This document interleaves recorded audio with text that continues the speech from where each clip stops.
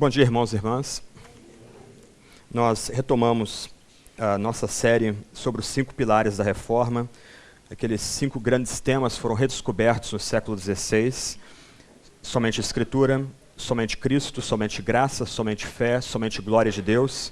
Nós estamos em 2017, celebrando os 500 anos da Reforma Protestante do século XVI, e daí a gente está tratando desses temas aqui nesses domingos. Nós já tratamos de 2 desses temas, como já foi dito, e um ponto que eu tentei colocar para vocês semana passada, em nossa meditação sobre somente Cristo, é o seguinte, enquanto a gente vai passando durante esse mês. É possível uma igreja ser precisamente chamada de evangélica se ela não prega, se ela não ensina, se ela não valoriza esses 5 temas? Esse é um ponto para nós pensarmos aqui durante esse mês. Eu não sei como é que é exatamente o cenário evangélico aqui em São José dos Campos. O que eu sei é que é um dos lugares onde os evangélicos, chamados evangélicos, mais crescem no Brasil hoje. Mas, por exemplo, no Rio de Janeiro, de onde eu vim, na década de 50, haviam exatas 36 denominações no município do Rio de Janeiro. Nos anos 2000, haviam 5.000 denominações no Rio de Janeiro. Os títulos aí as placas de igreja com os nomes os mais criativos possíveis, o que você imaginar. Então, para nós aqui, esse mês, que a gente celebra a reforma do século XVI, que é um marco importante não só para a fé cristã, mas para a própria história e para o momento que nós vivemos hoje, se é possível uma igreja ser de fato evangélica se ela não tem bem no centro da sua mensagem esses 5 temas como decisivos, essenciais. Hoje nós vamos tratar de graça somente, ou a salvação pela graça somente, mas para falar da graça a gente precisa falar da lei, e há bastante confusão sobre esses 2 temas. Então o título da meditação de hoje de manhã é a correta relação entre a lei e a graça, ou a salvação pela graça somente. Eu vou basear a meditação de hoje de manhã num único verso bíblico, Gálatas capítulo 3, verso 24. Eu vou estar usando hoje Almeida 21, não porque eu não tenha a NVI, eu ganhei presente, inclusive, tanto eu como o Thiago, né, a gente ganha de presente a NVI, letra gigante aí para não esquecer em casa, mas eu entendi que a tradução da Almeida 21 está mais precisa e é mais autoexplicativa e vai ajudar a gente a entender melhor o encadeamento da mensagem. Então, Gálatas capítulo 3, verso 24, o apóstolo Paulo diz o seguinte: desse modo, a lei se tornou nosso guia para nos conduzir a Cristo, a fim de que pela fé fôssemos justificados. Eu vou ler de novo. Desse modo, a lei se tornou nosso guia para nos conduzir a Cristo, a fim de que pela fé fôssemos justificados. Seria interessante, bem rapidamente, a gente tentar traçar o contexto aí dessa famosa epístola, talvez uma das epístolas mais importantes de todo o Novo Testamento. Paulo ele funda uma série de igrejas na região da Galácia, que seria parte da atual Turquia hoje.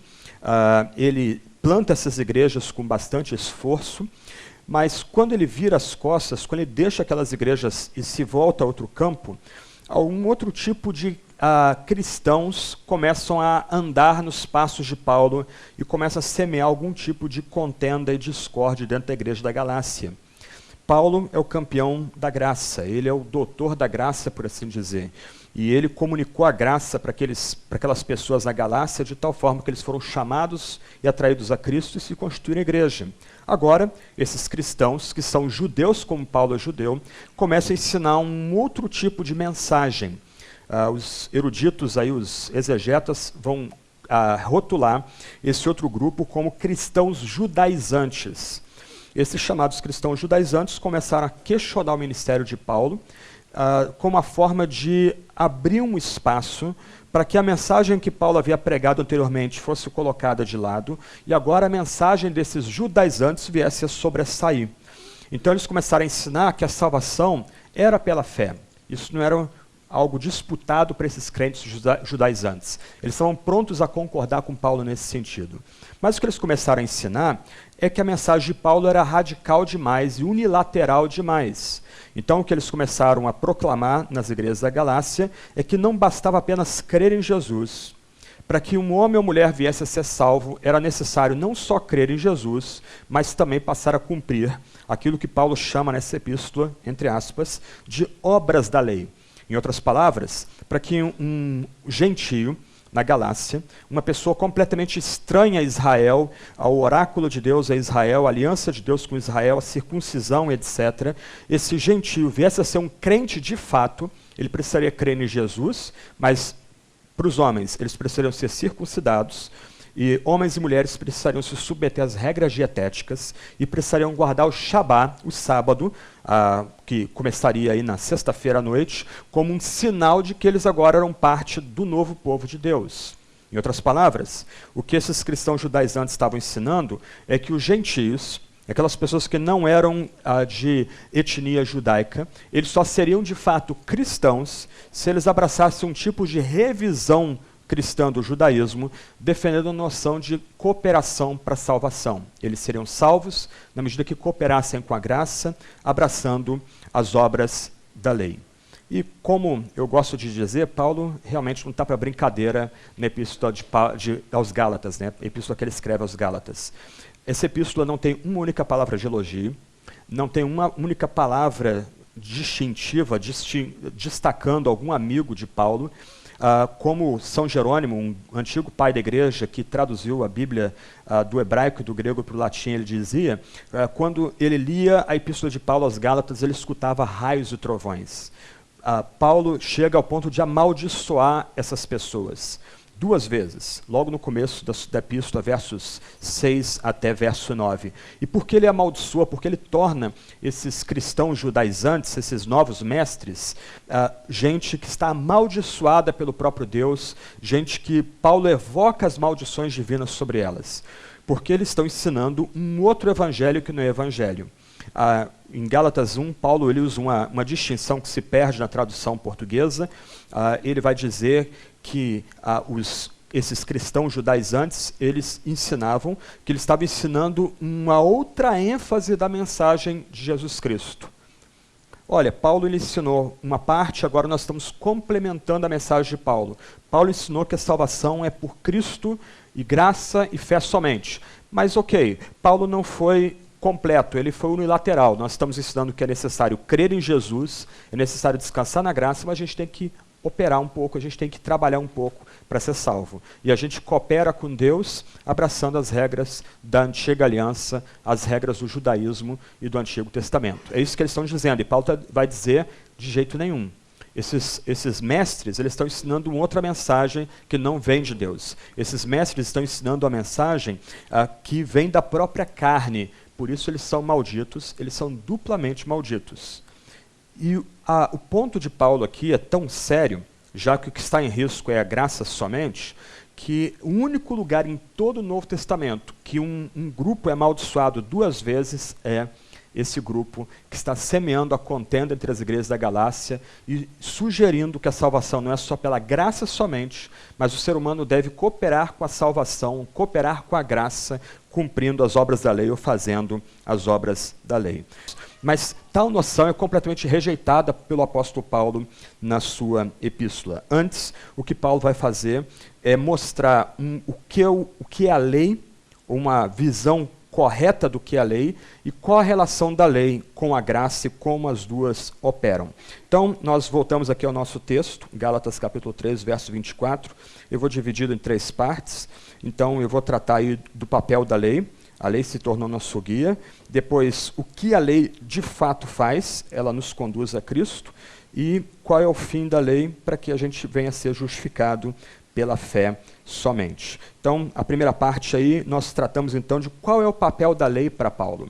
Nesse pequeno verso 24 do capítulo 3, o nosso apóstolo basicamente resume toda a epístola que ele escreveu aos Gálatas. Em poucas sentenças, ele simplesmente responde todos os dilemas levantados pelos cristãos judaizantes. Ele começa dizendo que a lei se tornou nosso guia, ou como diz a NVI, a lei se tornou nosso tutor. Então, um ponto importante para nós aqui é a gente tentar entender o que vem a ser a lei. Uma expressão que aparece em Gálatas é que os crentes judaizantes ensinavam que era necessário crer e, por assim dizer, trabalhar fazendo as obras da lei. o que vem a ser lei, então? As obras da lei é o cumprimento da circuncisão, das regras dietéticas judaicas, a guarda do sábado. Paulo vai rejeitar as obras da lei como um caminho para a salvação, uma forma de cooperar para a salvação. Mas, do outro lado, ele vai estabelecer a lei em termos corretos. Essa lei que Paulo tem vista aqui não são as obras da lei, mas é a lei moral dada no Sinai, lá no começo do Antigo Testamento, quando Deus se revela, se apresenta para Moisés e dá aquelas 10 palavras para Moisés. Então, a lei que Paulo tem vista aqui, essa lei que é o nosso tutor, a lei que é nosso guia, não é as obras da lei que ele está rejeitando, mas é a lei moral, é o decálogo dado no Sinai. E aqui vale a pena relembrar rapidamente aqui as chamadas 10 palavras, né?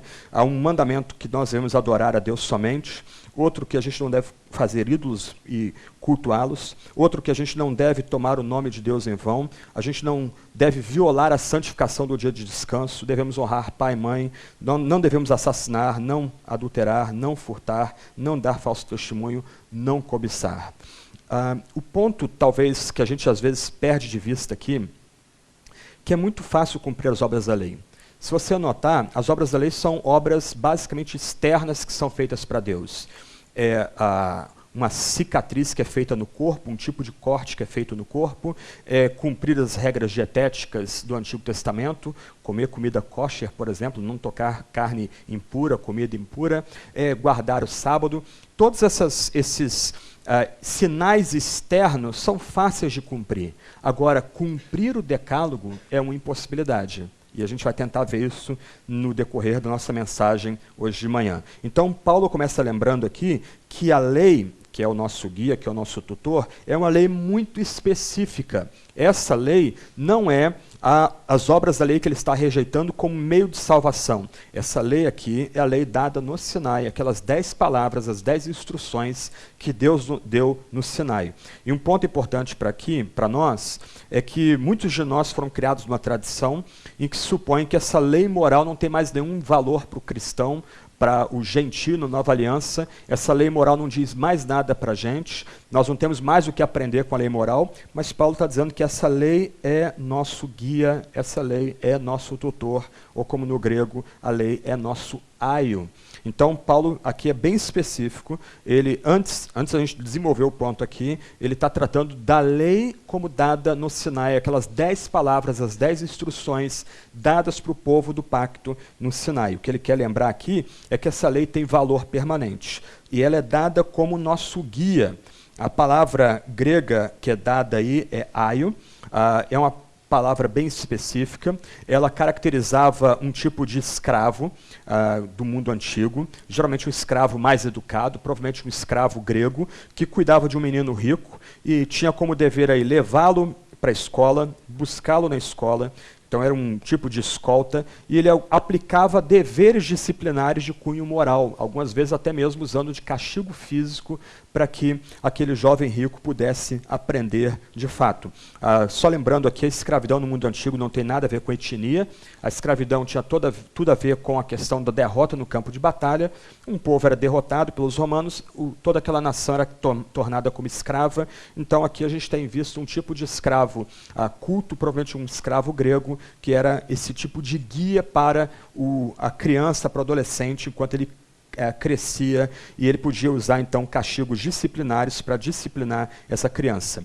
Da palavra aio vem a palavra pedagogo, e daí dá a ideia de que a lei é um guardião, é um tutor, daí a tradução da NVI, é um atendente, um tipo de escravo que atenderia às necessidades intelectuais de uma criança, ou, de forma bem literal, a lei seria o guia de crianças.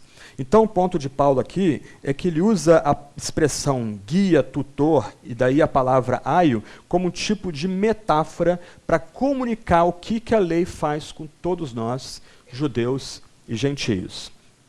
E aí vem a pergunta, então, como é que a lei se torna nosso guia, como é que a lei se torna nosso tutor? Em primeiro lugar, a lei se torna nosso guia, nosso tutor, ao descobrir e revelar as nossas transgressões, o nosso pecado. E eu vou citar vários textos aqui só para ilustrar o ponto aqui.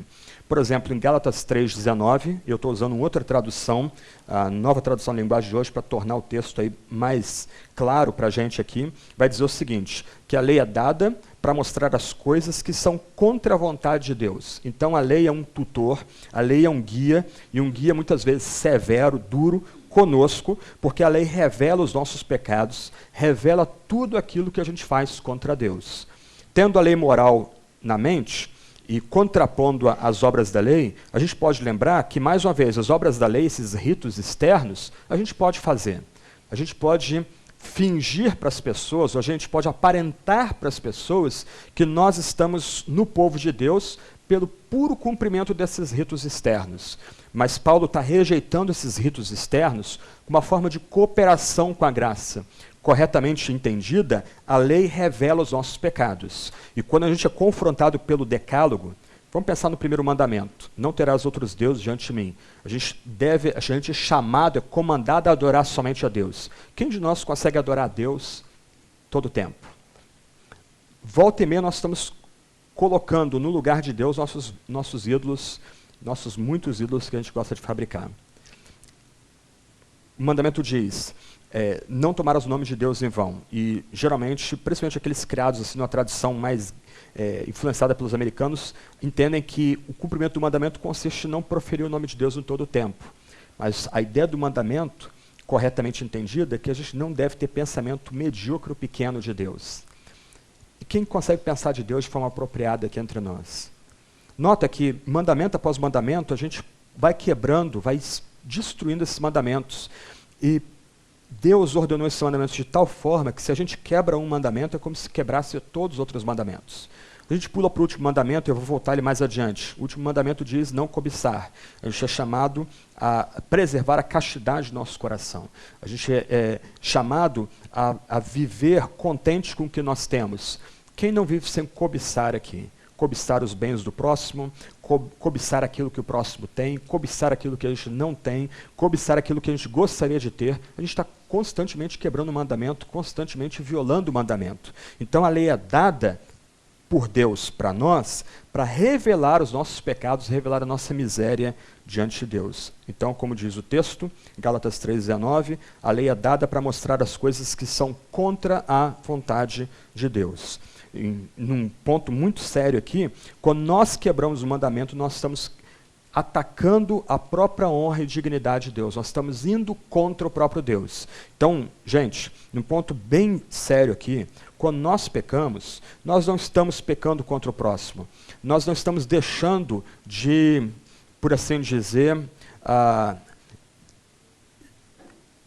não satisfazer os ideais que as pessoas têm da gente. Quando nós pecamos, nós estamos ofendendo o próprio Deus nas maiores alturas. Nós estamos quebrando o mandamento que Ele nos deu. Nós pecamos contra o próprio Deus. Esse é o ponto de Paulo aqui. A lei revela os nossos pecados e revela que nós pecamos contra o próprio Deus, nós quebramos o mandamento do próprio Deus. Um outro ponto que a gente pode destacar, e lembrando da lei como nosso guia, como nosso tutor, é que onde não existe lei, o pecado não aparece. Paulo vai dizer em Romanos 4,15, onde não há lei, também não há transgressão. Qual é o ponto? Se a lei não é dada, a gente é como um gato preto preso dentro de um quarto escuro, e a gente não consegue nem ver a si próprios. Mas quando a lei é dada por nós e dada por revelação, a lei que vem do alto, o pecado começa a aparecer. A lei começa a apontar onde nós quebramos as instruções divinas, onde nós estamos desonrando Deus e pecando contra Deus. Então, a lei, como nosso guia, descobre e revela as nossas transgressões. E não só isso, a lei também coloca o pecado numa perspectiva correta, isto é, o pecado que nós cometemos contra Deus é excessivamente maligno. Paulo vai dizer em Romanos 5,20 e depois Romanos 7,7. A lei veio para aumentar o mal, a lei que me fez saber o que é pecado, pois eu não saberia o que é cobiça se a lei não tivesse dito, não cobice. Então a lei é dada para nós para iluminar o nosso estado de miséria diante de Deus, para iluminar o que o que nós fazemos ao quebrar o mandamento de Deus é algo excessivamente maligno, posto que a gente está atacando a própria majestade divina. Nós estamos ofendendo o próprio Deus Santo com o nosso mau procedimento. A lei também revela quão terrível é o pecado. Por exemplo, Paulo em Romanos 7,13 vai dizer que, a fim de que pelo mandamento se mostrasse, o pecado se mostrasse extremamente pecaminoso, ou como diz a Nova Tradução da Linguagem de hoje, o mandamento é dado para que o pecado se mostrasse mais terrível ainda. Então é muito engraçado como é que nós procedemos. Muitas vezes nós racionalizamos o pecado e nós achamos que nós não devemos cometer certos pecados para não escandalizar pessoas, não ofender pessoas. As pessoas vão ficar chateadas conosco porque elas têm um certo tipo de padrão para nós, mas o que Paulo está lembrando aqui é que quando nós estamos pecando, a lei lembra que o nosso pecado é algo terrível, posto que é cometido ou contra o próprio Deus. E para mim é bem revelador a forma como o povo de Deus responde a Moisés após a lei ser dada. Em Êxodo 20:19, a lei é lida para o povo, Moisés vai colocando diante do povo as 10 instruções, e o povo diz, não fale Deus conosco, senão morreremos. Então, outras palavras, a lei é nosso tutor, nosso guia, e é um tutor duro, rude, porque a lei revela o caráter absolutamente santo de Deus. Em outras palavras, a lei tem valor permanente. Nós continuamos debaixo da lei. Não as obras da lei, não ritos externos para tentar agradar a Deus ou tentar cooperar com Deus para a salvação, mas a lei dada no Sinai. Nós continuamos sobre a lei, mas a lei nunca como princípio de salvação. A lei não é dada para salvar a gente. Antes, a lei esmaga a gente. A lei revela todo o nosso fracasso em atender às demandas divinas. A lei, por assim dizer, pulveriza toda a nossa arrogância e orgulho na presença de Deus. João Calvino sintetiza o ponto da seguinte forma. A lei, ao exibir a justiça de Deus, os convenceu de sua própria injustiça, pois os mandamentos de Deus, como através de um espelho, puderam ver quão longe estavam da verdadeira justiça. E assim foram lembrados de que a justiça tem de ser buscada em outro lugar. Ora, se a gente é injusto, se a gente não consegue se tornar justo da presença de Deus, a gente tem que buscar a justiça em outro lugar, fora de nós, para a gente entrar numa relação correta com Ele. Então, Calvino continua dizendo, as ameaças da lei os compeliam e os pressionavam a buscar refúgio da ira e da maldição divinas. Aliás, elas não lhes deram descanso enquanto não se obrigaram a buscar a graça de Cristo. Lembra o nosso texto? A lei se tornou nosso guia para nos conduzir a Cristo. Então, num aspecto bem sério, a lei tem valor permanente. A lei dada no Sinai continua tendo valor para nós agora também na nova aliança. Nós, gentios, estamos debaixo da lei. A lei não é estranha para a gente, só que a lei não é para nós um caminho de salvação, posto que nenhum de nós tem como cumprir todos os mandamentos. Antes, a lei é dada, revelando o caráter totalmente puro e reto e santo de Deus, para estilhaçar completamente a nossa soberba e nossa arrogância e levar-nos a buscar em outro lugar, em outro princípio, justiça pelo qual a gente pode se conectar com Deus. Em outras palavras, aqui, nessa pequena palavra do apóstolo Paulo aqui, toda a noção legalista e de cooperação com a salvação é estilhaçada e destruída. É muito fácil nós acharmos que sermos cristãos é uma questão ligada a comportamento. E não é de hoje que eu, Tiago e outros aí escutam que eu sou cristão porque eu fui batizado há tanto tempo, já há anos eu sou batizado. Não, eu sou cristão porque eu me decidi por Jesus, eu tomei a decisão por Jesus. E o pastor disse que agora eu estava salvo. Eu sou cristão porque eu não bebo, não fumo, ou eu não tenho barba, ou eu me visto de certa forma. Uma mulher pode dizer, eu sou cristã porque eu me visto de forma modesta, não uso maquiagem, não corto cabelo, etc. Nota, por trás de todo esse tipo de argumentação está a noção judaizante que é rejeitada por Paulo aqui. As obras da lei do judaísmo antigo foram substituídas por regras e comportamentos. Só que essas regras e comportamentos não têm nenhum papel em nos colocar numa relação correta com Deus.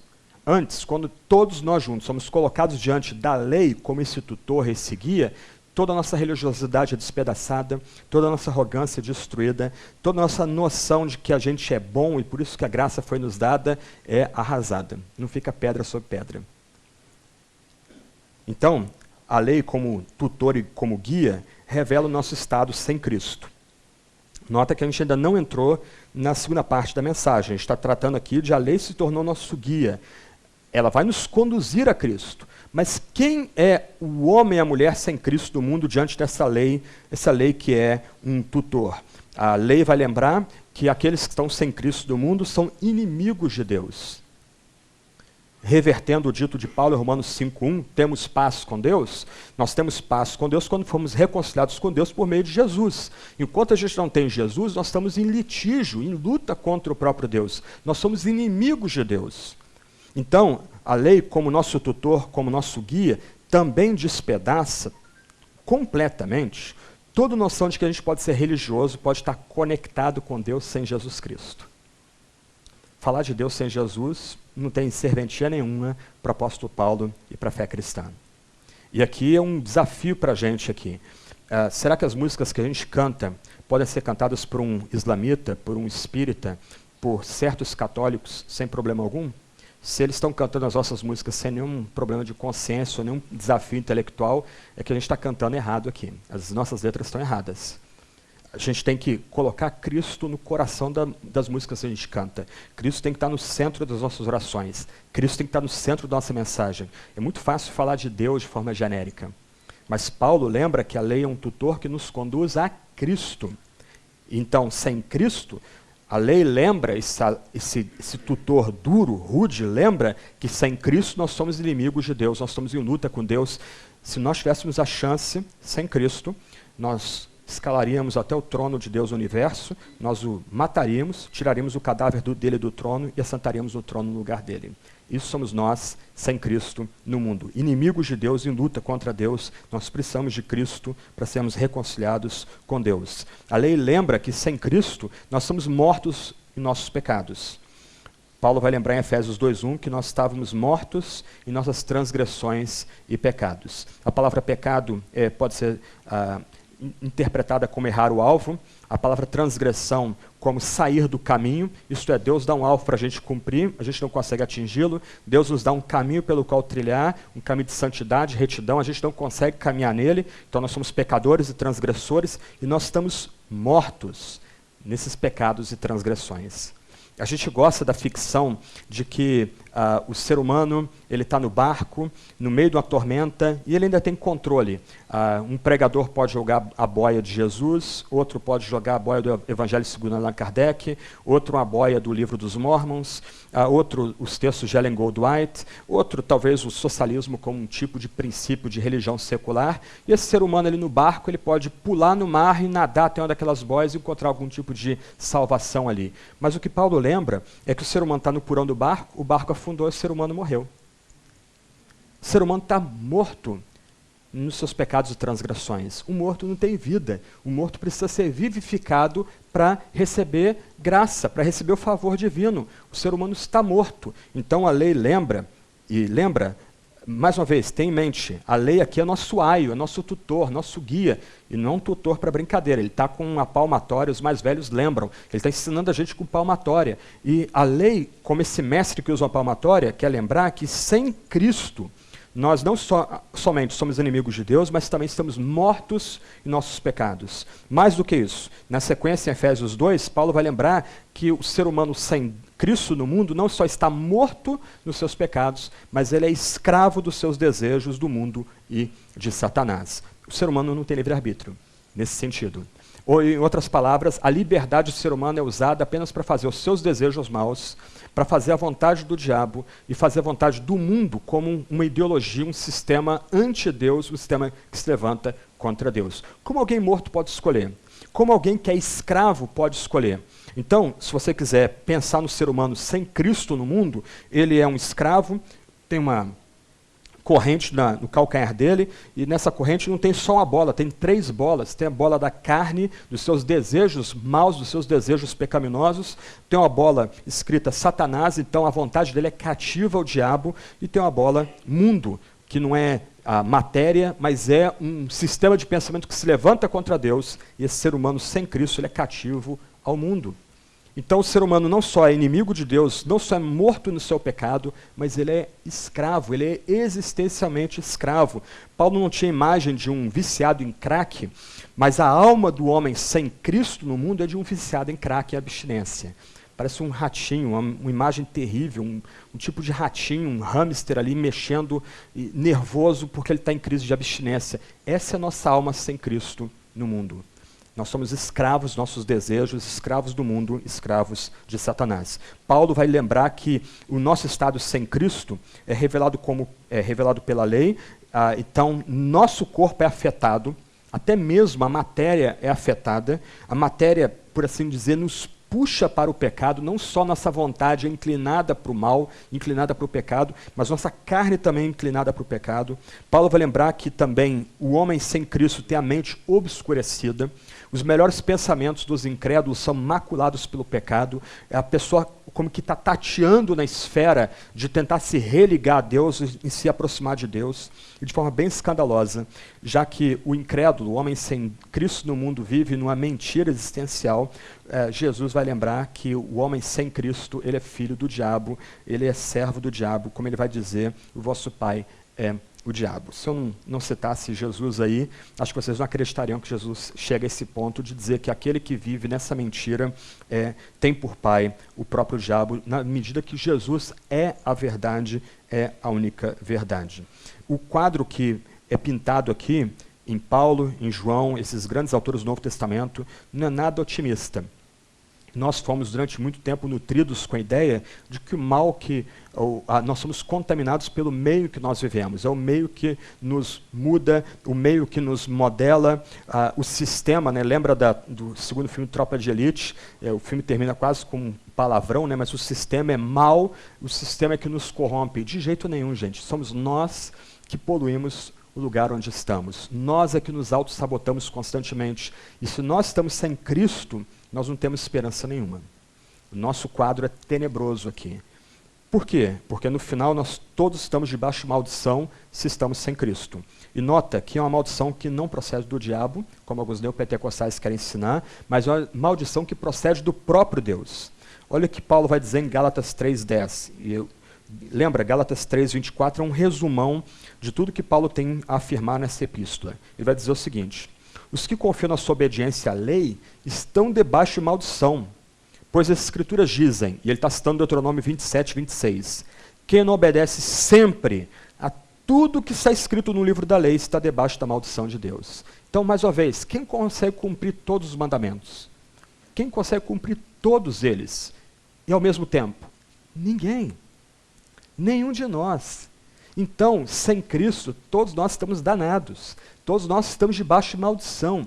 Em outras palavras, todos nós estamos debaixo da própria ira de Deus, do próprio desprazer de Deus. A gente não é simpático a Deus, Deus não é um cara lá do alto, não há nenhum senso de proximidade, antes há um abismo intransponível entre Deus e o ser humano sem Cristo, e Deus está irado, Deus não está satisfeito com o comportamento do ser humano. Na medida que o ser humano não consegue cumprir todas as palavras do livro da lei, esse ser humano é colocado debaixo de maldição.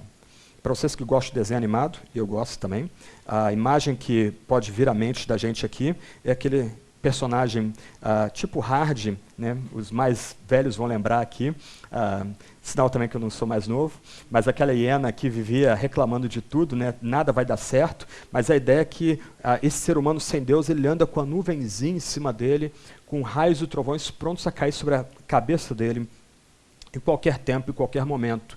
E esses raios só não partem essa cabeça dura do incrédulo, porque Deus ainda sustenta a sua ira para que, de alguma forma, esse incrédulo venha encontrar lugar de misericórdia. E a gente entra no segundo ponto. A lei é esse tutor, e esse tutor duro e rude, que destrói todas as nossas pretensões moralistas, todas as nossas pretensões idolátricas. A lei arrasa com a gente, a lei desnuda a gente, a lei coloca a gente numa compreensão de que diante de Deus, sem Cristo, nós estamos no estado de miséria. Só que a lei não faz só isso, a lei nos conduz a Cristo. E aqui, mais uma vez, a gente tem que lembrar quem é Cristo aqui. Cristo é o Messias. Paulo tem visto aqui, não é um princípio crístico, algum tipo de bobagem ligado à nova era, mas Paulo tem em mente aqui o Messias prometido a Israel no Antigo Testamento e que finalmente veio agora na plenitude dos tempos, que é outra expressão que Paulo vai usar em Gálatas capítulo 4. Ele tem visto aqui Jesus de Nazaré, o nosso único Salvador, aquele que traz a salvação de Deus para nós. É esse personagem que nasceu da Virgem Maria por obra do Espírito Santo, viveu na terra como nós, passou fome, sede, cansaço, mas também fez curas, sinais e prodígios, instruiu-nos, foi preso, foi crucificado, morreu morte dolorosa, foi sepultado, terceiro dia ressuscitou dentre os mortos e depois ascendeu aos céus. Esse é o Jesus que Paulo tem visto aqui. A lei, então, como nosso tutor e nosso guia, nos conduz a esse Cristo, a esse Jesus. Ela nos coloca diante desse Jesus Cristo. Então, num aspecto muito sério, a lei nos humilha. Ela revela para nós o Deus que é completamente santo. E aqui a gente lembra de Isaías capítulo 6, versos 1 a 5. Isaías está no templo, ele está lamentando a morte do rei Uzias, ele está celebrando seus sacrifícios ali, e surpreendentemente Deus, o Eterno, o Todo-Poderoso, aparece. Ele aparece no Epifânia, com os anjos cantando, Santo, Santo, Santo é o Senhor Deus, o Senhor dos Exércitos, o Todo-Poderoso. Qual a resposta de Isaías? Ai de mim, sou homem de lábios impuros e habito num povo de impuros lábios. Ai de mim.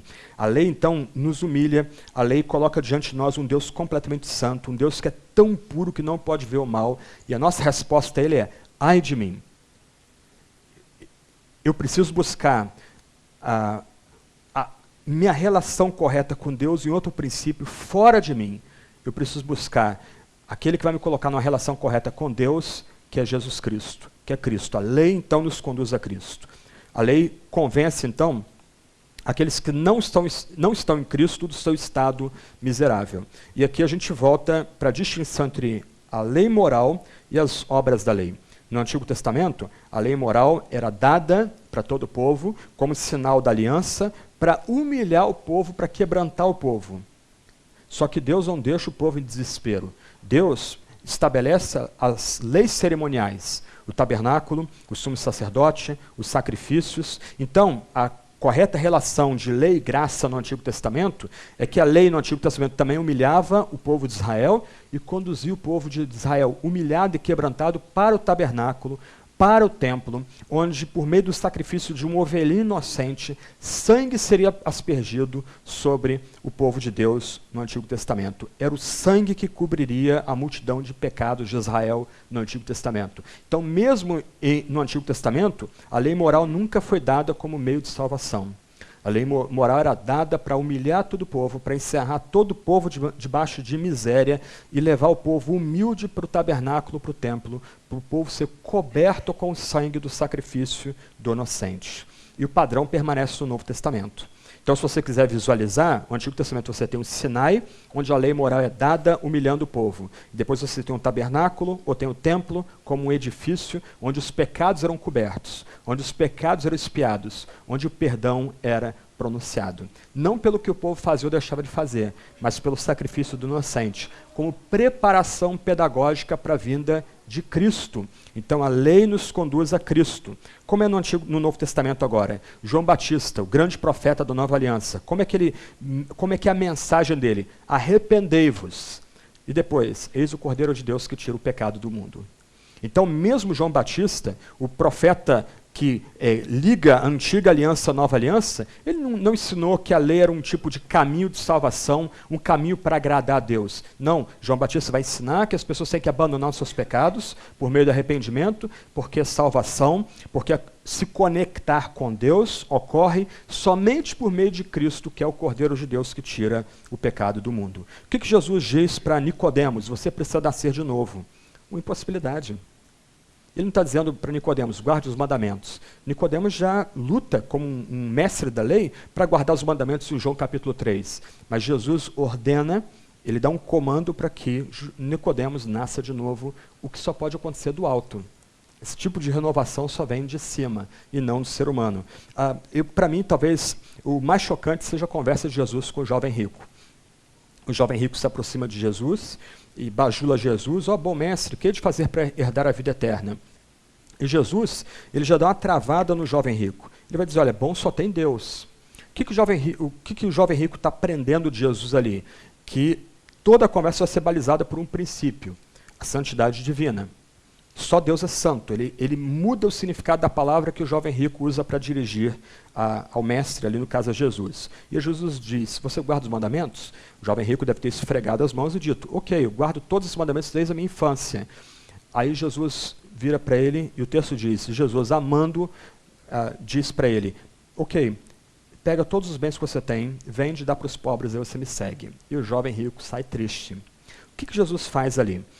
Jesus literalmente usa o mandamento como um tipo de espada para perfurar o coração daquele rapaz e mostrar que ele, ou é idólatra, ou ele quebra os mandamentos porque ele valoriza mais os seus bens do que o próprio Deus, ou ele é um cobiçoso, um avarento. E por isso que ele não está pronto a dar os seus bens para os pobres e seguir a Jesus Cristo. Jesus não está ensinando ali uma teologia da pobreza, até porque José de Arimateia era um homem rico que seguia Jesus e literalmente deu o seu jazigo para receber o corpo do mestre. Jesus está ensinando ali algum tipo de teologia que a gente tem que ser tudo pobre, abandonar todos os nossos bens. Não, o que Jesus está fazendo é usando o decálogo, os 10 mandamentos, as 10 palavras, para humilhar aquele jovem pretensioso e mostrar que por trás de toda a pompa dele, toda a roupa bonita que ele tinha, todo o discurso, tudo certinho que ele tinha, na verdade ele quebrava os mandamentos. Ele estava longe do reino dos céus. A situação é tão escandalosa, tão chocante para os seus discípulos, que eles vão perguntar para Jesus, então, quem então pode ser salvo? A resposta de Jesus, isto é impossível para os homens, mas para Deus tudo é possível. Então, a lei nos conduz a Cristo, despojados de justiça própria. A lei não só é um tutor duro, rude, grosseiro, mostrando nossa falência moral, nosso fracasso em cumprir as exigências, o padrão divino, mas a lei, ao despojar-nos de justiça própria, lembra que a gente precisa da justiça que vem de Cristo, a gente precisa repousar em Cristo, somente em Cristo, para entrar numa relação correta com Deus. Em outras palavras, a lei nos prende numa encruzilhada. As noções que muitos de nós aprenderam que bastava aceitar Jesus e tomar a decisão por Cristo, e isso nos conectava com Deus, ficam surpresos quando a gente começa a notar que a linguagem de evangelização da Bíblia é um pouco mais densa. A Bíblia não exige da gente uma mera decisão, até porque essa não é a linguagem bíblica, né? A lei, como nosso tutor, ao nos conduzir a Cristo, coloca a gente numa encruzilhada. E essa encruzilhada tem duas estradas, e cada estrada tem o seu nome. De um lado você tem a estrada da necessidade. A lei, quando corretamente entendida, a lei moral, as instruções de Deus, lembram da nossa necessidade. Ao escutar o que Deus exige da gente, a gente começa dizendo, eu preciso ser salvo, eu necessito ser salvo. Eu estou longe de Deus, porque eu não me rendi a Cristo. Eu preciso me conectar a Deus. Eu tenho necessidade de Deus. Mas aí tem outra estrada, a estrada da impossibilidade. Quando a lei é corretamente pregada, corretamente colocada diante de nós, a gente lembra que se de um lado a gente necessita de salvação, necessita ser revestido por Cristo, a gente lembra também que nós não conseguimos transcender quem nós somos. Isso é impossível para a gente. A gente vai confessar, eu não consigo ser salvo, eu não consigo ser santo como Deus é santo. Eu não posso ir a Jesus, eu não tenho como me dobrar diante dele. E eu creio que alguns de vocês já evangelizaram pessoas, e pessoas foram bem sinceras ao serem confrontados com a necessidade de crer em Jesus. Elas devem ter dito para vocês, olha, eu não consigo crer, eu não estou sentindo nada. E talvez alguns de nós, eu mesmo já fiz isso, a gente talvez tenha induzido a pessoa a pensar do tipo, não basta sentir, ou sentir não é necessário, o que basta é você crer intelectualmente, você fazer uma decisão consciente, isso é suficiente. Não é. Porque também o revestir-se de Cristo implica a transformação interna.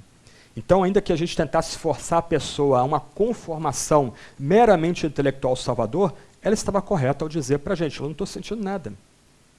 Por quê? Porque o homem sem Deus e sem Cristo, ele entende que ele precisa de salvação, mas do outro lado ele vai também ser atingido pela verdade que ele não consegue salvar a si mesmo. E qual é o alvo da encruzilhada? O que está bem no centro da encruzilhada? Que esse ser humano, ele levante os olhos para Deus, levante suas mãos para o Altíssimo e clame, Deus, faz por mim o que eu não consigo fazer por mim mesmo. Muda-me. transforma-me. Eu preciso de salvação e eu não consigo ser salvo, então tem misericórdia em mim. Me dá Cristo, me reveste de Jesus Cristo. Aqui a gente lembra de Jonas, no ventre do peixe, e ao final da oração dele, que não é uma oração de petição, é uma oração de ação de graças, enquanto ele está numa situação horrível, lá no estômago daquele peixe grande ali, e quando ele é cuspido pelo peixe, o que ele confessa? A salvação vem do Senhor. Esse é o ponto aqui. A relação da lei e graça, corretamente entendida, ou entendida em categorias bíblicas, nos lembra que, de um lado, a gente precisa da graça, mas a gente não tem como fazer nada para alcançar a graça. As nossas melhores obras são maculadas pela nossa imundície, pelo nosso próprio pecado. A graça vem de fora de nós. A lei, então, é um tutor duro, rude, que nos quebra, que nos mói, que nos humilha. Aí a gente é levado por esse tutor a Jesus Cristo. Jesus é colocado diante de nós. O Cristo crucificado é colocado diante de nós. Irmãos e irmãs, esse é um ponto que Tiago e eu, a gente já tem insistido aqui. A gente não está chamando vocês a religiosidade, a um tipo de misticismo. A gente não está chamando vocês a um tipo de religião comportamental. Não pode isso, não pode aquilo, não toca isso, não bebe naquilo. Não, a gente está chamando vocês a Cristo. E não é qualquer Cristo, é o Cristo da Sagrada Escritura. O Cristo que foi levantado na cruz pelo nosso pecado. O Cristo que foi transpassado, foi moído, foi humilhado. O Rei dos Reis que foi levantado na cruz pelo meu pecado e pelo seu pecado. A lei, então, é um tutor, é um guia que nos quebranta, que nos humilha, que nos mói, para nos conduzir a Cristo, sem nada. Sem nada nas mãos. Qual a correta relação entre a lei e graça? Aqui eu cito 4 escritores antigos. O primeiro, Lutero. A gente celebra os 500 anos da Reforma, então a gente precisa citar ele. Ele vai dizer o seguinte: a lei descobre a doença, o evangelho é que dá o remédio. E essa é a relação correta entre lei e graça. Samuel Bolton, um puritano, um escritor aí famoso aí do século XVII. Os homens não conheceriam a doçura de Cristo se não tivessem provado primeiro a amargura do pecado. Stephen Charnock, alguns livros dele em português, outro puritano do século XVII, ele diz assim: a lei é o martelo que nos quebra, o evangelho é o óleo que nos cura. E um santo presbiteriano do século XIX, Robert Murray M'Cheyne, ele diz: somente um coração quebrantado pode receber um Cristo crucificado. O ser humano, com as suas noções otimistas da sua própria humanidade, eles detestam Cristo da Sagrada Escritura. Eles acham que eles, por si sós, podem entrar numa relação correta com Deus. Mas, ao serem atingidos pela lei, eles são esvaziados de sua pretensão. Eles são esvaziados da sua justiça própria. E eles são conduzidos a Cristo. Terceiro e último ponto. Para quê? A fim de que pela fé fôssemos justificados. A fim de que a lei nos coloca numa posição tão desesperada que a única possibilidade é esperar nossa libertação sob o novo princípio, um princípio que está fora de nós, justos pela fé em Cristo. E aqui a gente começa a unir o que nós vimos semana passada, o que Cristo fez na cruz, e também o que nós vamos ver semana que vem, pela fé somente. Mas o ponto aqui, lembra, olha o texto aí, a lei se tornou nosso guia para nos conduzir a Cristo, a fim de que por ele fôssemos justificados pela fé. A lei lembra, então, que se nós queremos entrar numa relação correta com o nosso Pai no céu, com Deus Altíssimo, nós não vamos entrar numa relação correta com Ele por algo que a gente faça ou deixa de fazer. Mais uma vez, gente, não há nada que a gente possa fazer ou deixe de fazer que nos ajude a entrar numa relação correta com Deus. A gente só entra numa relação correta com Deus por Cristo, porque é somente por Ele que a gente é justificado pela fé. A salvação é fora de nós, é extra nós, não está em nós, não há nada em nós que nos torne Deus devedor da gente. Num aspecto, a gente se apresenta a Deus de mãos vazias. A gente não tem nada para apresentar diante dele. Tudo que a gente precisa para entrar numa relação correta com ele foi dada em Jesus, e é por Jesus que a gente é justo pela fé. A fé aqui é o meio, não é a motivação. Nós não somos salvos pela fé, nós somos salvos pela fé. A fé é o único meio pelo qual a gente recebe essa justiça que vem de Deus, ou vem de Cristo e é dada por Deus a nós. A fé é um instrumento pelo qual a gente recebe a Cristo e sua justiça. A fé é, mais uma vez, mãos vazias que a gente estende para Cristo. Eu gosto demais da imagem do peregrino, um dos livros mais lidos na história da igreja, depois da Bíblia, entre os cristãos. A imagem do peregrino subindo a montanha, uma escalada dura, pesada, porque ele tem um saco, uma bagagem terrível nas suas costas. E quando ele vê a cruz, e quando ele estende as mãos para a cruz, a imagem do livro do Bunyan, para mim, é gráfica. Aquele fardo cai das costas do pecador. A nossa salvação é encontrada somente em Cristo. Nós somos estabelecidos como novos homens, novas mulheres em Cristo, quando descansamos pela fé somente nele. A gente vai trabalhar esse tema semana que vem, o Tiago vai detalhá-lo mais semana que vem, mas mais uma vez, a fé é estender mãos vazias para Cristo crucificado. A fé é o reconhecimento que a gente não tem nada em nós mesmos, nada que a gente possa fazer ou deixar de fazer para entrar numa relação correta com Deus.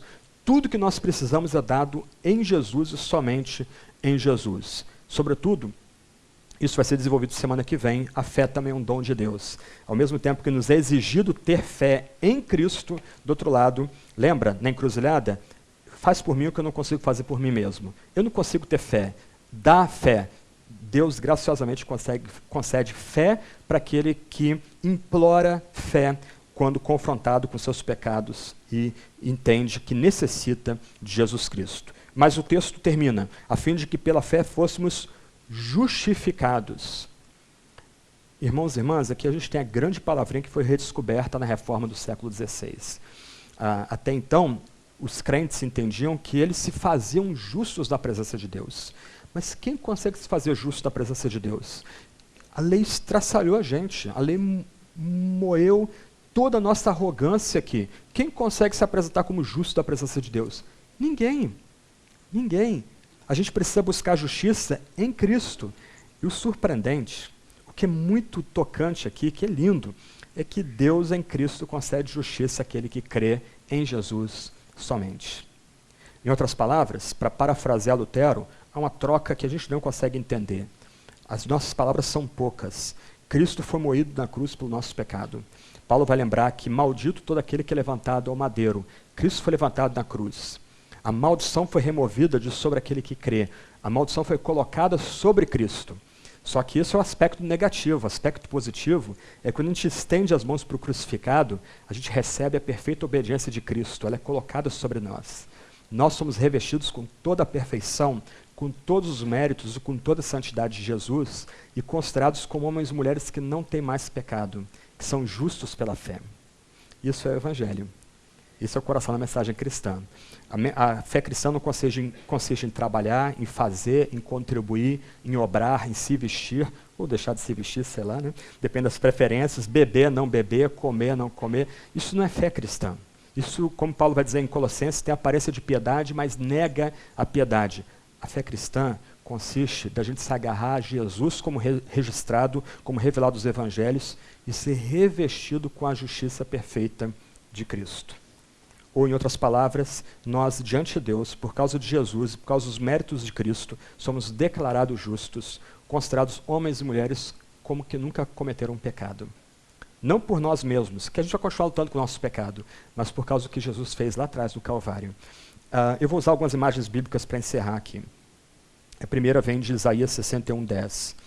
No capítulo anterior, Isaías compara a nossa roupa como trapos imundos, como foi orado na parte de confissão aqui. Isaías vai lembrar que nossa roupa, sem Cristo no mundo, é roupa de mendigo, mal cheirosa, suja, poída. Mas quando nós cremos no que Deus fez em Cristo do Calvário, a gente começa a celebrar como Isaías. Eu me regozijarei muito no Senhor, a minha alma se alegrará no meu Deus, porque me vestiu de vestes de salvação, cobriu-me com manto de justiça, como noivo que se adorna com um turbante e como noiva que se enfeita com as suas joias. Olha só, se essa linguagem da justificação, imputação é muito complicada para você, preste atenção no ponto aqui de Isaías. Suas vestes antes eram horríveis, fedidas, veste mendigo. Mas quando você olhou para Jesus Cristo e confiou em Jesus, Jesus tirou essa veste suja, colocou em si mesmo, ele recebeu o desprazer que essa veste deveria, ou que nós deveríamos receber por causa dessa veste, ele recebeu em si mesmo o desprazer por causa dessa veste, e ele nos deu as melhores vestes, veste de casamento, veste de boda para nós sermos vestidos com ela. uma troca, que a gente não consegue nem entender.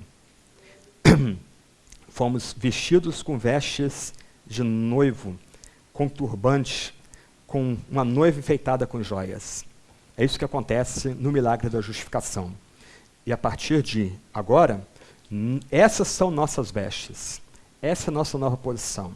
A gente agora desfruta de comunhão com Deus porque nós somos vestidos com a justiça de Jesus Cristo. Miqueias, capítulo 7, versos 18 a 19. Eu não botei no quadro porque eu gostaria que vocês sublinhassem na Bíblia de vocês esses textos. Miqueias, capítulo 7, versos 18 a 19. É um dos últimos livros do Antigo Testamento, ok? É um livro pequenininho. Está entre os 4, 5 últimos livros do Antigo Testamento. Na versão que eu estou usando aqui, é a página 784 da minha Bíblia. Miqueias 7, 18 a 19. Olha o que diz o profeta aí. Se o seu irmão ou irmã aí do lado não conseguir localizar, ajuda ele aí para localizar.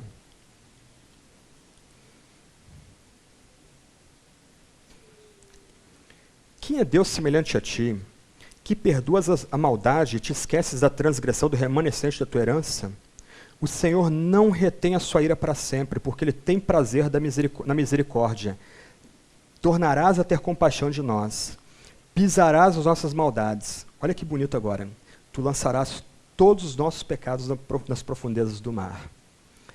Quando nós cremos em Jesus, quando nós somos conduzidos a Cristo, humilhados, quebrantados, quando a gente crê em Jesus e recebe a justificação de Cristo, a gente não só é totalmente coberto agora, tratado como homens e mulheres justos, mas nós somos completamente perdoados. Totalmente perdoados. Todos os pecados perdoados.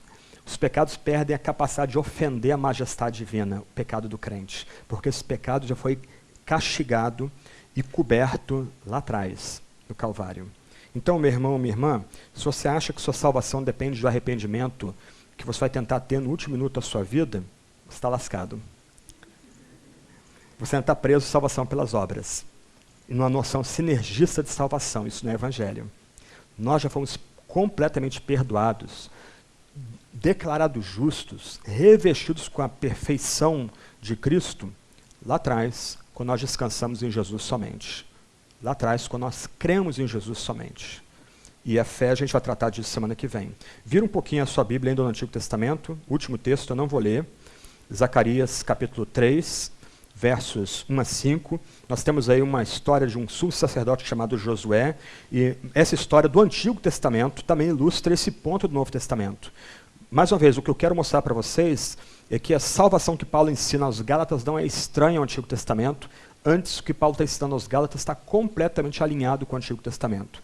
Em linhas gerais, você pode voltar ao texto depois, até um livro da Fiel, que o Juliano pode conseguir para a gente, um livro para criança chamado O Sacerdote da Roupa Suja, que é um conto baseado nessa história aqui. Josué está sendo acusado por Satanás. Ele está de novo vestido de roupas sujas. A sua roupa de sacerdote, de sumo sacerdote, aquele homem que fica entre Yahvé e o povo, aquele homem que faz sacrifícios diante de Yahvé para que o povo seja coberto por seus pecados, está com roupa suja. E Satanás está acusando. Aí vem o anjo do Senhor, tira as roupas sujas de Josué, lhe dá roupas limpas, coloca sobre ele um turbante, no turbante está escrito escolhido, e ele manda Satanás ir embora, porque Satanás não pode acusar mais Josué, porque Josué tem roupas novas. Josué foi justificado em Cristo, antes da vinda dele, antes da plenitude dos tempos, pela fé somente. Então, nós estamos tratando aqui de somente a graça, é o tema de hoje de manhã, e eu estou tentando colocar diante de vocês a correta relação entre lei e graça, para relembrar, a lei é esse tutor duro que Deus nos dá, e continua operando entre nós. A lei moral dada no Sinai, vem para nos machucar e nos humilhar, mostrar que nenhum de nós consegue buscar uma relação correta com Deus a parte de Jesus Cristo. Não só isso, a lei nos conduz humilhados e quebrantados a Cristo. A lei nos coloca numa situação que a gente passa a entender que sem Cristo a gente está debaixo da ira santa de Deus, do desprazer de Deus. E uma vez que a gente crê em Jesus, nós agora, sem lei, somos declarados justos, entramos na relação correta com Deus. Então, irmãs e irmãs, eu queria terminar com 3 aplicações aqui. E a primeira aplicação é evangelística. Eu não conheço o coração de vocês aqui, mas o ponto é, a lei não justifica, a lei condena. Nós não temos como entrar em relação correta com Deus por nossas obras, por nossas benfeitorias. Não é título, diploma, não é tempo de igreja, não é o tipo de roupa que a gente veste ou deixa de vestir, linguagem, o que a gente come ou bebe, ou deixa de comer e beber, conhecimento, não é isso que coloca a gente numa relação correta com Deus. É fé em Jesus e Jesus que nos justifica. Você já crê em Cristo? Você já descansa em Jesus Cristo? Você tem em Cristo só sua esperança? Você tem alegria em Cristo crucificado como seu único Salvador? Você deposita sua confiança no Deus que vem para sofrer e que sofre de fato na cruz do Calvário? Você sabe que Deus está irado com pecadores? Aqui não cabe palavras fáceis. A gente gosta dos ditados fáceis. Deus está irado com o pecado, mas não com o pecador. Não, Deus está irado com o pecador. Tem uma nuvenzinha escura em cima daquele pecador e um monte de raios e trovões prontos a cair em cima daquele pecador, e só não caíram porque Deus está sustando a sua mão para que esse pecador em algum momento venha encontrar misericórdia. Você já crê em Jesus? Você já confia só em Jesus? Mais uma vez, gente, aqui não é chamar vocês a ser membros de igreja, não é chamar vocês para um tipo de comportamento, não é chamar vocês para escutar certas músicas ou outras não, ir a cinema não, ir à praia não, etc. e tal. Nada disso tem a ver com o Evangelho. Aqui nós estamos chamando vocês a crer em Jesus como dado no Evangelho. O Cristo crucificado, o Cristo que foi levantado na cesta da paixão, humilhado, moído, ferido por causa dos nossos pecados. O justo morrendo pelo injusto. E quando a gente crê nesse justo, nós somos estabelecidos como novos homens, novas mulheres. Joseph Allen, outro escritor puritano, ele diz o seguinte: em nome de Jesus, arrependam-se e afastem-se de seus pecados pela justificação que Cristo nos outorga na cruz do Calvário. Por ele, de fato, recebemos a graça perdoadora e renovadora. Entreguem-se a ele, para andar com ele em santidade. Caso contrário, jamais verão a Deus. Cristo, Cristo, Cristo, confie em Jesus, coloque fé em Jesus. Se você não tem fé, mas você entende que precisa, chega no seu quarto, chega na sua casa hoje, clama: Deus, me dá fé, Jesus, eu preciso crer em Ti, me dá fé. O Espírito Santo vai lhe dar fé para a glória do próprio Deus. Segunda aplicação, nós confiamos somente em Cristo para entrarmos na relação correta com Deus. Tem irmãos e irmãs aqui que já estão há bastante tempo na igreja. Gente, mais uma vez, não é tempo de permanência na igreja, não é o que a gente faz ou deixa de fazer na presença de Deus, ou comportamentos, regras, nada disso coloca a gente numa relação correta com Deus. O que nos coloca numa relação correta com Deus é fé no Cristo que justifica. Será que a gente confia somente em Cristo? Será que nós descansamos somente em Cristo? Será que a gente pode cantar que nada mais a gente põe a nossa fé senão no Cristo, nosso Salvador, o Cristo que foi levantado na cruz, o Cristo que morreu morte sangrenta? Renove a sua fé dia a dia em Cristo. Leia a Sagrada Escritura. Ore a Cristo. Se conecte com outros irmãos e irmãs. Medite nas belezas e na graça de Deus em Cristo Jesus. A sua fé vai crescer nele. É Cristo que é o centro da sua devoção. O Cristo que é o centro da sua existência. É Ele que justifica. É só Ele que tem o poder de colocar você numa relação correta com o Criador do universo. E por último, para todos os crentes aqui, será que a gente tem experimentado o poder da justiça que vem da parte de Cristo? Será que a gente tem vivido de fato como homens e mulheres que já foram justificados por Deus em Cristo? Eu queria ler aqui, para encerrar, a pergunta 60 do Catecismo de Heidelberg, escrita por um alemão chamado Zacarias Ursinus, no tempo da Reforma. Enquanto eu estou lendo aqui, olha a riqueza de conteúdo que você tem nesse parágrafo, e compara com a pobreza da mensagem que muitos de nós foram acostumados das igrejas por aí. Olha o que Zacarias Ursinus coloca para a gente a respeito do poder dessa justiça que a gente é chamado a experimentar como crentes.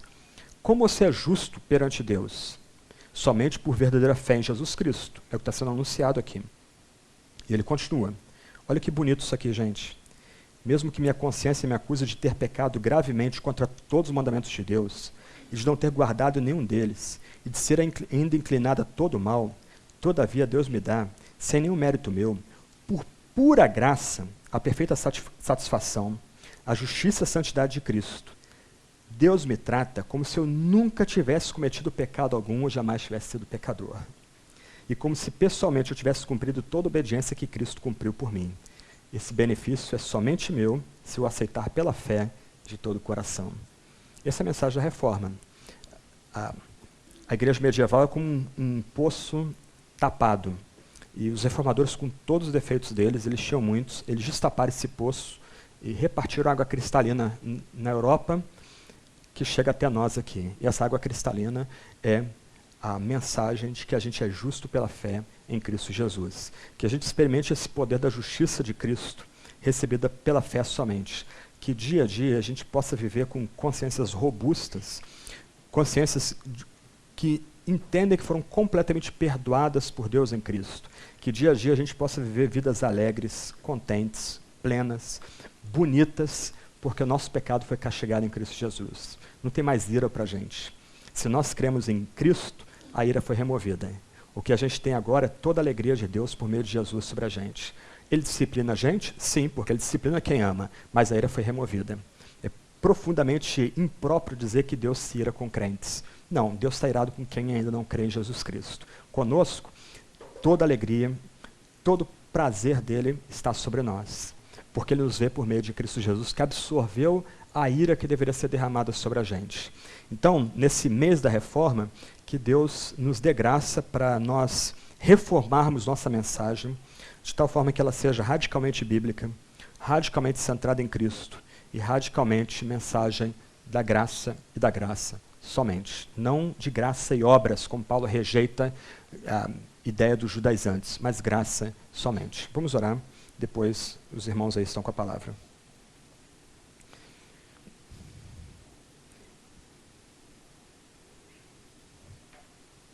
Senhor Deus, a gente não tem como confessar ou magnificar, ou cantar, ou celebrar imensa graça que o Senhor revelou em Cristo Jesus. Como diz o escritor do passado, mesmo que a gente tivesse 1000 línguas, a gente não conseguiria cantar e celebrar e louvar aquilo que o Senhor nos deu em Jesus Cristo.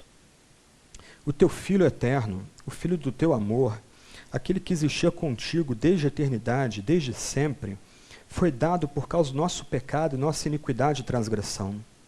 O Senhor mesmo, ó Deus, que gerou esse amado Filho no ventre da Virgem por obra do Espírito, moeu, esmagou e sacrificou esse teu próprio Filho na cruz por causa do nosso pecado, por causa da nossa miséria. E, ó Deus, de uma forma como a gente não consegue exprimir, o Senhor nos atrai a teu Filho, por meio do teu Santo Espírito, o mesmo Espírito que gerou o Filho no ventre da Virgem, nos atrai ao Filho, suscita fé em nós. Deus, como a gente... O que a gente tem para expressar na tua presença, senão louvor e honra e glória? Ó Deus, a gente só tem a celebrar, a gente só tem a louvar, porque o Senhor nos conecta contigo, não pelo que a gente é, ou faz, ou deixa de fazer, mas o Senhor nos conecta contigo por meio desse Filho do teu amor, o Filho que o Senhor morreu, mas o Filho que o Senhor se agradou de tirar da tumba e ressuscitar e ascender aos céus, o Filho que está vivo, assentado à tua destra. Deus, a gente só consegue louvar e celebrar e dar glória e louvor por essa tamanha graça recebida. Isso é prova da tua profunda compaixão e misericórdia, da tua aliança inquebrantável, da tua fidelidade. Nada disso procede da gente, nada disso tem parte nossa, mas é tudo obra tua, tudo provém de ti. E nós te adoramos e nós os entregamos a ti. E suplicamos, ó Deus, se há amigos nossos aqui que ainda não têm fé em Jesus, que o Senhor derrame o teu Espírito sobre o coração deles, quebrante-os, traga-os a um tempo de reflexão. Ó Deus, suscita fé no coração destes. E aqueles dentre nós que já têm fé em Ti, ó Deus, renova essa fé dia a dia. Que a gente possa crescer nessa fé, crescer na apreciação, na meditação de Cristo Jesus como nosso único Salvador. Ó Deus, dá Teu Espírito para que a gente tenha vidas robustas, vidas corajosas, vidas operosas, mas também vidas bonitas, alegres, por causa de tudo que o Senhor fez por meio de Cristo Jesus e nos concedeu pela fé somente. Nós adoramos o teu nome, ó Deus bendito, Deus Pai, Filho e Espírito. A gente confessa, a gente não tem palavras para exprimir o que é a graça, o que Cristo fez por nós naquela cruz de vergonha e dor. Mas nós celebramos o teu nome trino, 3 vezes bendito, 3 vezes santo. Amém, amém, amém.